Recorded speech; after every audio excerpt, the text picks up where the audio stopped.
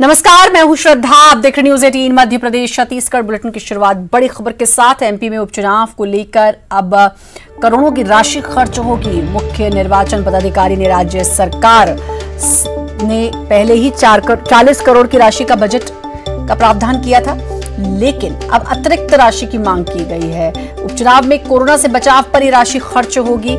एक सीट पर करीब 3.25 करोड़ का खर्च आ रहा है। तो 40 करोड़ की राशि का तो बजट पास हुआ, बजट बनाया ही गया, ये प्रावधान तो रखा ही गया था, लेकिन इसके अलावा 40 करोड़ की बात और की जा रही है। और आपको बता दें कि एक सीट पर तकरीबन 3.25 करोड़ का खर्च आ रहा है। कुल मिलाकर है 28 सीटें।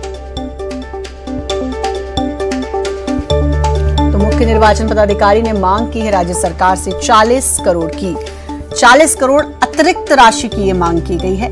कोरोना काल चल रहा है और एहतियात ज्यादा बरतनी पड़ रही है, ज्यादा ख्याल रखना होगा। सैनिटाइजर, मास्क और भी बहुत सारी चीजें इनका ख्याल रखना होगा, जिसके चलते अब जो राशि है वो बढ़ गई है। उपचुनाव पर खर्च की राशि 5 गुना पड़ने पर अब कांग्रेस का बीजेपी पर निशाना। कांग्रेस विधायक कुणाल चौधरी का बयान, उपचुनाव के लिए जिम्मेदार दल बदलने वाले नेताओं से हो भरपाई, जनता पर बेवजह डाला गया उपचुनाव का बोझ। अब कांग्रेस ने तंज कसा है और कांग्रेस का कहना है कि जिनकी वजह से ही उपचुनाव हो रहा है, यानी कि जिन नेताओं ने दल बदला और उनकी वजह से ये उपचुनाव हुआ, उन पर ये बोझ अब डालना चाहिए, उनसे वसूली करनी चाहिए।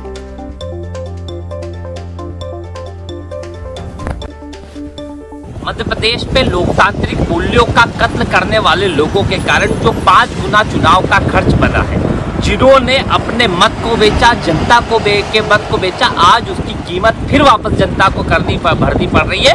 ये खुद तो 35 से 50 करोड़ लेके अपने घर भरने का काम कर लिया, पर जनता की गाड़ी कमाई से 5 गुना खर्च फिर उपचुनाव हो रहा है। मेरा आग्रह है जनता से कि इनको सबक सिखाया, ताकि आगे आने वाली पुश्तें याद रखें कि बिकाऊ लाल मिलावट रामों के साथ क्या होता है और कहीं ना कहीं लोकतांत्रिक मूल्यों का कत्ल करने वालों के साथ क्या होता है। और क्यों ना ये चुनाव का खर्च इन बिकाऊ लाल मिलावट रामों से भरा जाए, ताकि उसकी भरपाई करी जाए, क्योंकि इनने कमाया बहुत है। जो खर्चा लगे वो भारतीय जनता पार्टी के प्रत्याशियों के द्वारा लिया जाना चाहिए।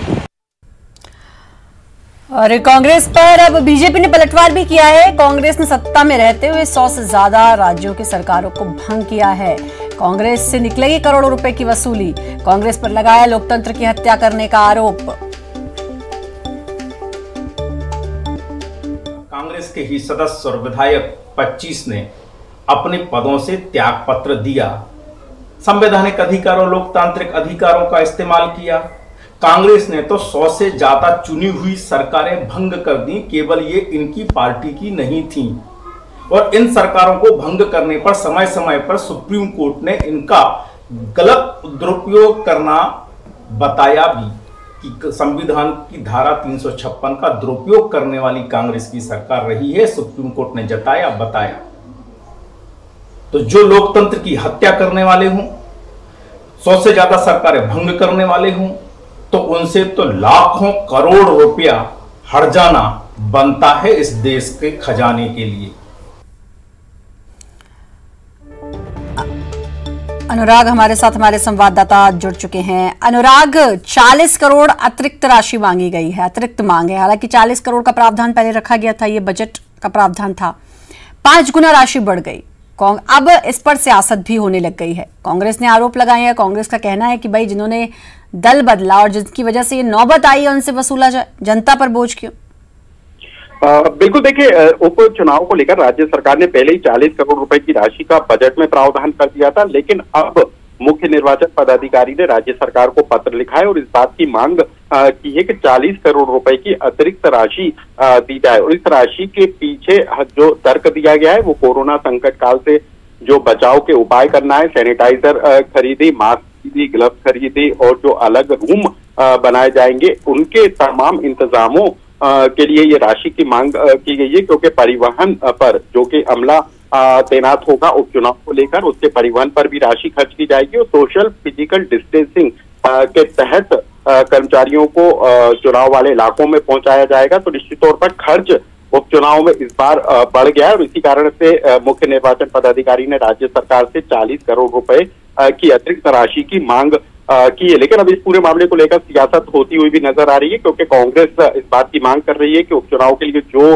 नेता जिम्मेदार हैं उनसे इसकी वसूली की जाना चाहिए। और एक और खास बात है कि इस पूरे मामले को लेकर कोर्ट में भी पहले से ये याचिका दाखिल हो चुकी है। पीसी शर्मा के द्वारा ये याचिका दाखिल की गई है। लेकिन इसके अलावा बीजेपी भी ये तर्क देती हुई नजर आ रही है कि जिन विधायकों ने इस्तीफा देकर उपचुनाव के मैदान में उतरे हैं वो उन्होंने अपने संवैधानिक अधिकारों का पालन किया है, लेकिन कांग्रेस ने सत्ता में रहते हुए कई राज्यों की सरकारों को भंग करने का काम किया था जहां पर चुनाव के हालात बने थे और ऐसे में उनसे भी वसूली की जाना चाहिए। तो तर्क अपने अपने हैं, लेकिन सबसे बड़ी बात है कि उपचुनाव को लेकर जो राशि की खर्च किया जाएगा वो करोड़ों रुपए में होगा। यानी 2018 के चुनाव में विधानसभावार जितनी राशि की खर्च की गई थी उससे कहीं ज्यादा इस बार उपचुनाव में राशि खर्च होगी और इस पर भी ध्यान देने की जरूरत है कि इस तरीके के हालात ना बने ताकि जो उपचुनाव पर राशि का खर्च होता है वो कहीं ना कहीं आम जनता से ही वसूली जाती। जी, शुक्रिया आपका अनुराग तमाम जानकारी देने के लिए। और सीएम शिवराज सिंह चौहान आज दिमनी, जौरा, मेहगांव और गोहद में चुनावी सभाएं करेंगे। सुबह 11 बजे सीएम शिवराज सिंह चौहान जौरा पहुंचेंगे। वहीं पूर्व मुख्यमंत्री और मध्य प्रदेश कांग्रेस के अध्यक्ष कमलनाथ चुनावी रणनीति को लेकर नेताओं के साथ बैठक करेंगे। बैठक में सभी 28 सीटों पर जीत की रणनीति पर मंथन किया जाएगा। तो एक तरफ शिवराज सिंह चौहान ताबड़तोड़ दौरे, चुनावी सभाएं आज करेंगे। वो आज जौरा पहुंचेंगे 11 बजे, गोहद, मेहगांव के दौरे वो करेंगे, दिमनी। और इसके अलावा दूसरी तस्वीर, कमलनाथ आज बैठक करेंगे, जीत की रणनीति पर मंथन करेंगे। जबलपुर मेडिकल कॉलेज में रैगिंग का मामला, डॉक्टर भागवत देवांगन की प्रताड़ना को कांग्रेस नेता दिग्विजय सिंह ने बताया शर्मनाक। दिग्विजय सिंह ने दोषियों पर सख्त कार्रवाई की मांग। ऐसी मानसिकता वाले डॉक्टर बनकर जनता की क्या सेवा करेंगे। दिग्विजय सिंह मेडिकल कॉलेज के प्री पीजी के छात्र डॉक्टर भागवत देवांगन ने हॉस्टल में की थी खुदकुशी। भागवत देवांगन के लिए सोशल मीडिया पर मुहिम। हाई एंटी रैगिंग कमेटी ने दिल्ली में भेजी रिपोर्ट। जल्द मामले में हो सकता है बहुत बड़ा खुलासा।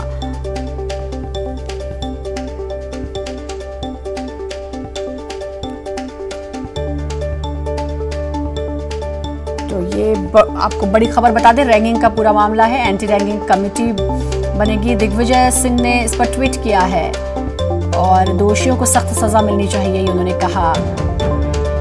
भागवत देवांगन ने खुदकुशी की थी हॉस्टल में और ऐसी मानसिकता वाले डॉक्टर बनकर जनता की क्या सेवा करेंगे, ये लिखा है दिग्विजय सिंह।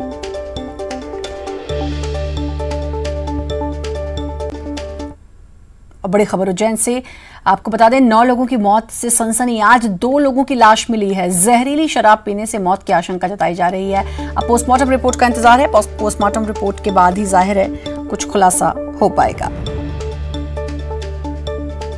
आनंद हमारे साथ, हमारे संवाददाता जुड़ चुके हैं। आनंद, 9 लोगों की मौत, ये अपने आप में चौंकाने वाली बात भी है। हालांकि पोस्टमार्टम रिपोर्ट का इंतजार है, उसके बाद खुलासा हो पाएगा। बिल्कुल श्रद्धा, देखिए चूंकि 9 लोगों की मौत अब तक हो चुकी है और ऐसे में कल 7 डेड बॉडी पुलिस को मिली थी, वो भी अलग अलग जगह से, जिसमें 2 थाना क्षेत्र बताए गए हैं। ये 2 थाना क्षेत्र से 7 अलग अलग लोगों की जो है डेड बॉडी मिलना अपने आप में एक रहस्य पैदा कर रहा है। लेकिन जो उनके जो परिजन हैं, जो आम लोग हैं वहां पर जो रहते हैं, जो उनके साथ थे, वो साफ तौर पर यही बताते हैं कि ये लोग जो है शराब पीते थे और शराब पीने के आदी थे। ये संभवतः ये जो एक बड़ा आंकड़ा जो आया है वो इसी कारण दिखाई दे रहा है कि कहीं से ये जिन्होंने जहरीली शराब खरीद के पी है। और इन सभी की मौत का जो फिलहाल जो अभी शुरुआती जांच में यही पता पड़ रहा है कि जो शराब पीने से इन सभी की मौत हुई है।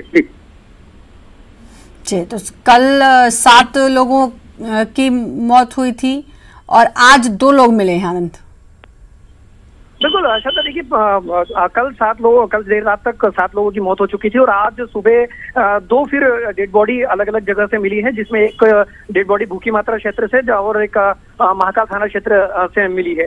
तो ये 2 जो बॉडी मिली है, इसके बाद इन दोनों बॉडी को फिलहाल उज्जैन के जिला अस्पताल के पोस्टमार्टम रूम में भेजा जा चुका है, जिसमें एक की शिनाख्त हो चुकी है।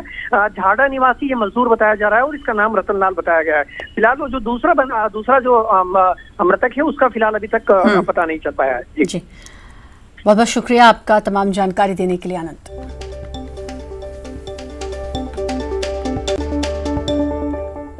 और अशोकनगर से खबर, मंच से मर्यादा भूलना नेताजी को भारी पड़ा। सीएम शिवराज को नंगा भूखा कहने वाले कांग्रेस नेता पर अब मामला दर्ज।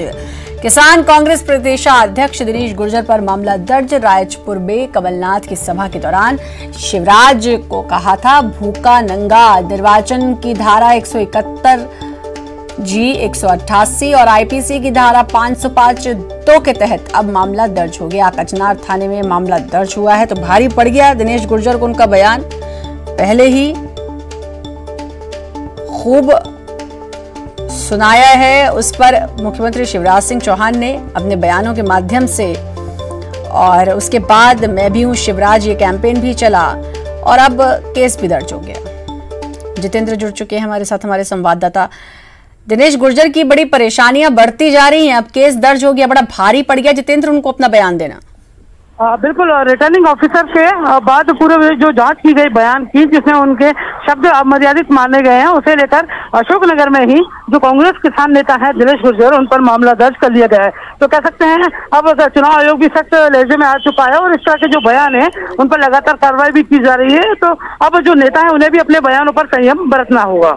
जी बिल्कुल, बीजेपी के लिए भी एक मौका भी मिल गया। मैं भी शिवराज कैंपेन भी चलाया, कैश भी किया और मुख्यमंत्री शिवराज सिंह चौहान ने कई ट्वीट भी किए और अब बीजेपी को तो इससे फायदा हो गया क्योंकि बैठे बैठाए एक अच्छा मुद्दा भी मिला। बिल्कुल श्रद्धा, ये जो बयान है काफी सुर्खियों में रहा क्योंकि उन्होंने ये व्यक्तिगत तौर पर मुख्यमंत्री शिवराज सिंह चौहान पर आरोप लगाया, जिसे लेकर पूरी बीजेपी हमलावर हो गई और कांग्रेस ने भी कहीं ना कहीं दिनेश गुर्जर को फटकार लगाई।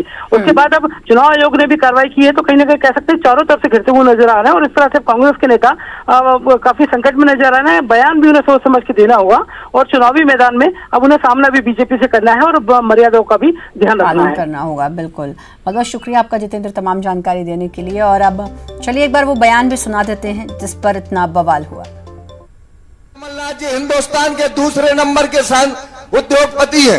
शिवराज सिंह चौहान की तरह नंगे भूखे घर के नहीं। कमलनाथ जी हिंदुस्तान के दूसरे नंबर के उद्योगपति हैं।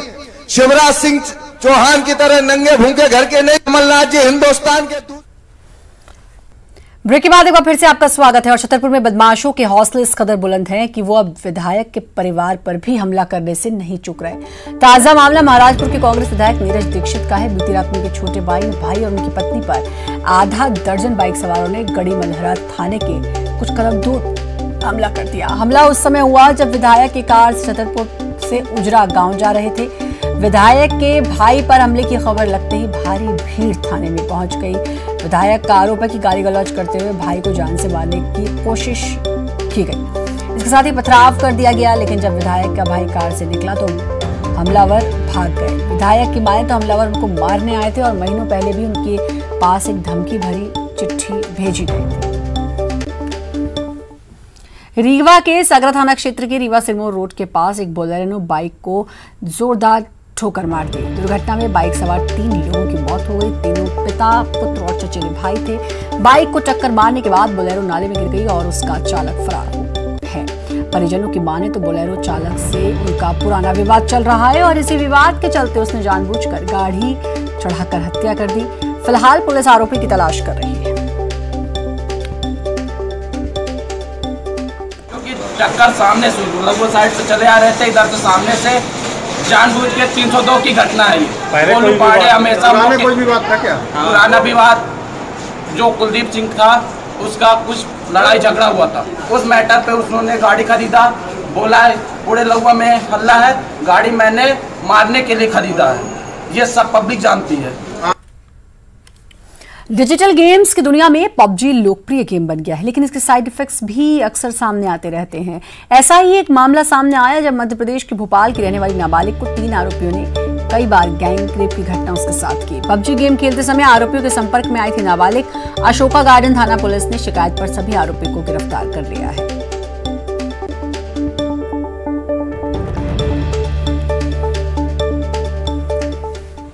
लॉकडाउन के दौरान एक 14 वर्षीय बच्ची है, उसका पबजी गेम में 3 लड़कों के साथ दोस्ती हुई। दोस्ती के दौरान ही उनका नंबर उनको मिल गया।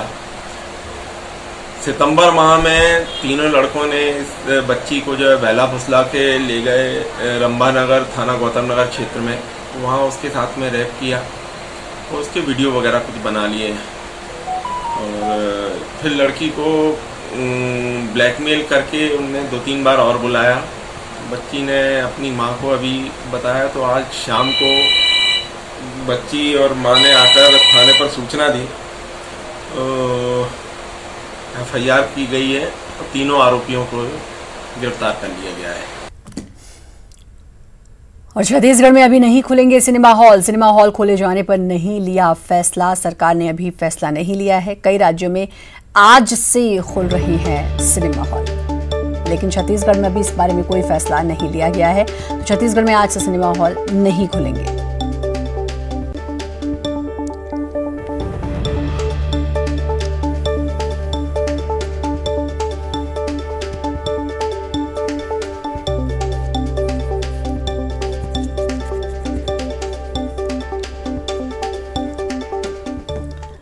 राजधानी रायपुर में पुलिस ने ड्रग्स पैडलिंग मामले में 2 कारोबारियों को गिरफ्तार किया है। गिरफ्तार होने वाले दोनों कारोबारियों का नाम हर्षदीप जुनेजा और संभव पारक है। हर्षदीप जुनेजा PIP रोड पर हुक्का बार का संचालन करता है, जबकि संभव पारक होटल क्वींस क्लब का मैनेजर रह चुका है। दोनों को पुलिस ने रायपुर से गिरफ्तार किया। अभी तक इस पूरे मामले में 14 लोगों की गिरफ्तारी हो चुकी है।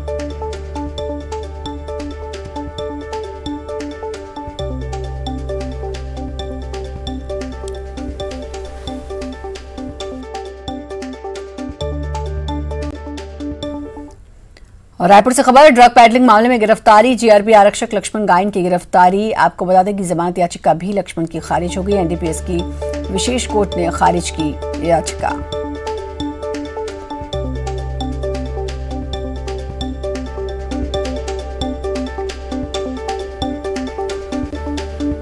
तो ड्रग पैडलिंग का कारोबार बहुत तेजी से छत्तीसगढ़ में फैल रहा था और आपको बता दें कि अब इस पूरे मामले में कुछ कारोबारियों की गिरफ्तारी हुई है और अब एक आरक्षक भी इस पूरे मामले में आरक्षक भी सामने आया, जिसने जमानत याचिका दी थी, लेकिन उसकी याचिका को खारिज कर दिया गया। और GRP आरक्षक है लक्ष्मण गायन की गिरफ्तारी अब हो चुकी है, क्योंकि जमानत याचिका जो दी थी उसको खारिज कर दिया गया है। NDPS की विशेष कोर्ट ने उसको खारिज किया।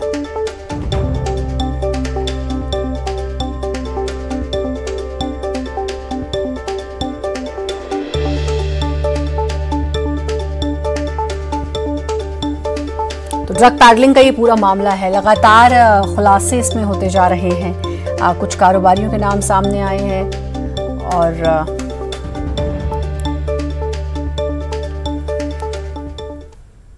रायपुर जहां मरवाही में बीजेपी का आज शक्ति प्रदर्शन, नामांकन के जरिए होगा शक्ति प्रदर्शन। रमन सिंह, धर्मलाल कौशिक, विष्णुदेव साय सहित तमाम बड़े नेता इसमें शामिल होंगे। बीजेपी ने डॉक्टर गंभीर सिंह पर अपना भरोसा जताया है, उनको प्रत्याशी बनाया है और आज वो अपना नामांकन दाखिल करेंगे। इसके साथ ही पूर्व मुख्यमंत्री सभा को भी संबोधित करेंगे।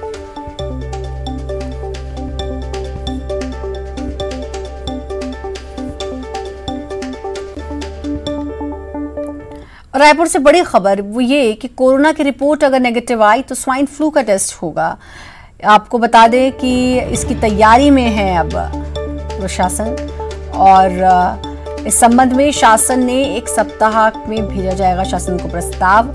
ठंड के साथ कोरोना के साथ स्वाइन फ्लू का भी खतरा बढ़ सकता है। तो कोरोना और स्वाइन फ्लू के वायरस ठंड में ज़्यादा प्रभावी होते हैं, इसलिए अगर कोरोना की रिपोर्ट नेगेटिव आती है तो फिर स्वाइन फ्लू का टेस्ट कराना भी जरूरी हो जाएगा। और कोरोना का कहर छत्तीसगढ़ में लगातार जारी। 2830 नए मरीज 24 घंटे में मिले हैं। कोरबा में सबसे ज्यादा 272 नए मरीज मिले। कोरोना से 22 घंटे में 33 लोगों की मौत। एक्टिव मरीजों की संख्या 27,809। कुल पीड़ितों की संख्या 1,50,696 और अब तक 1,339 लोगों की प्रदेश में मौत हो चुकी है। 1,21,548 ऐसे भी हैं जो कोरोना को मात दे चुके हैं।